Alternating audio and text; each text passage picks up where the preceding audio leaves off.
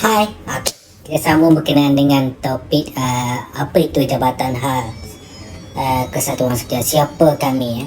Okey, Jabatan Kesatuan Sekerja ni sebagaimana saya maklumkan tadi, maksudnya kita adalah sebahagian daripada jabatan di bawah Kementerian Sumber Malaysia, dan fungsi Jabatan Hal Ehwal Kesatuan Sekerja ini adalah menguatkan Akta Kerja 1959 dan Peraturan Kesatuan Sekerja 1959. Yang kedua, menyelia, mengarah dan mengawal secara am mengenai semua perkara yang berkaitan dengan kesatuan sekerja di negara ini.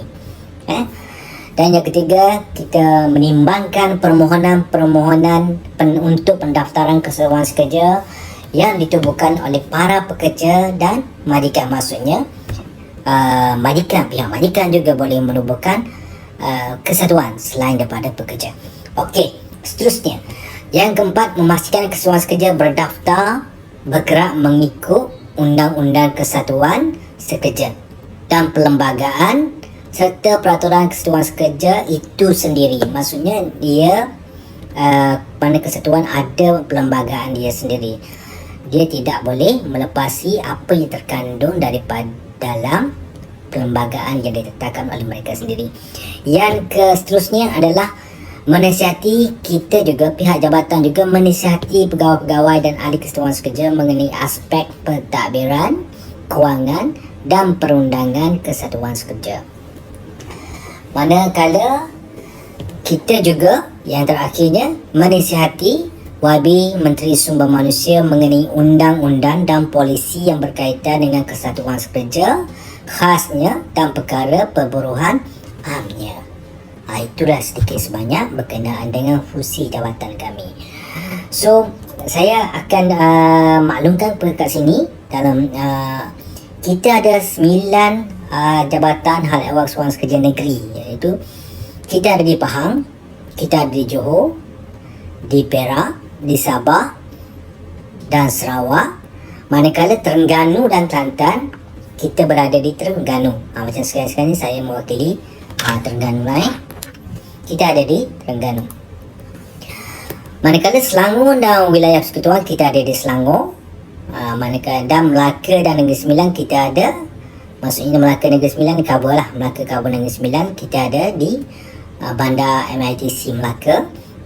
Manakala Pulau Pinang, Kedah dan Perlis cover, Pulau Pinang cover 2 negeri lain, iaitu kita berada di bangunan persekutuan Pulau Pinang lah, Jalan Anson.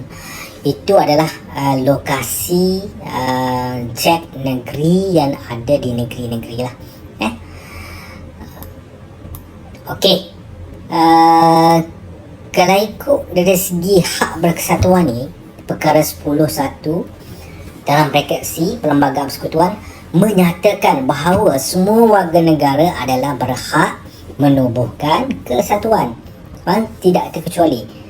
Warga negara maksudnya semua warga negara berhak menubuhkan kesatuan.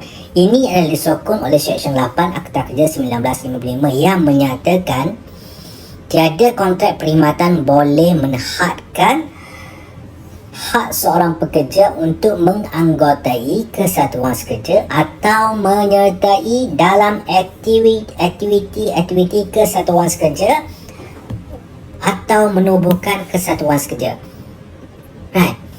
Dan disokong pula oleh Seksyen 5 dalam bracket 1 Akta Perhubungan Perusahaan 1967. Maksudnya dalam tiada, dia menyatakan bahawa tiada majikan boleh mengenakan syarat menyekat hak seseorang menganggotai kesatuan sekerja atau meneruskan keanggotaan dalam kesatuan sekerja.